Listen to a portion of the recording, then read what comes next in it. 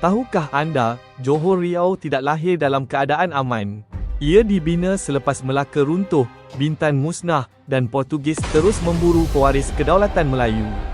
Maka sejak awal, Johor Riau terpaksa belajar satu perkara penting. Kuasa tidak boleh bertahan jika terikat pada satu tempat sahaja. Selepas kejatuhan Melaka, kesinambungan kedaulatan Melayu tidak terhenti.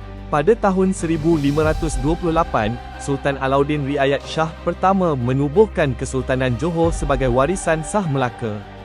Bersama para pembesar utama, baginda membina pusat pemerintahan awal di Kota Kara, juga dikenali sebagai Pekan Tua, di muara Sungai Johor. Di sinilah istana didirikan, pentadbiran disusun, dan Johor diisytiharkan kepada dunia luar sebagai pengganti Melaka yang sah. Dalam pentadbiran ini, Bendahara Nara Diraja memainkan peranan penting sebagai tulang belakang kerajaan. Bendahara bukan sekadar penasihat sultan, tetapi pengurus pentadbiran, penyelaras para pembesar, dan penjaga kesinambungan sistem pemerintahan Melaka yang dipindahkan ke Johor. Bersama para pembesar lain, Bendahara Nara Diraja memastikan Johor berfungsi sebagai sebuah kerajaan yang teratur, walaupun berada di bawah ancaman berterusan Portugis. Pada tahun 1535, ancaman Portugis akhirnya tiba di Kota Kara. Armada Portugis mara menyusuri Sungai Johor, mensasarkan pusat pentadbiran Kesultanan Johor yang masih muda. Serangan ini bukan sekadar serbuan, tetapi usaha memutuskan kesinambungan kedaulatan Melaka yang cuba dihidupkan semula. Kota Kara diserang dari sungai.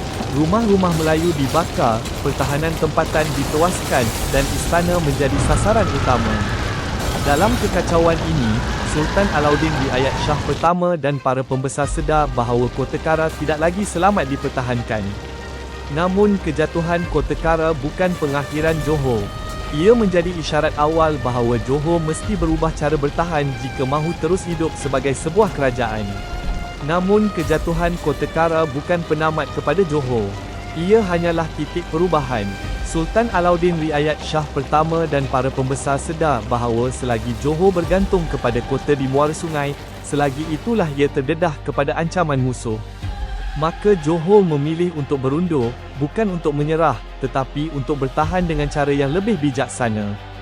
Dari Kota Kara, pusat pemerintahan Johor mula bergerak ke hulu Sungai Johor, ke satu kawasan yang lebih terlindung dan strategik. Di situlah halaman sejarah baharu Johor akan bermula.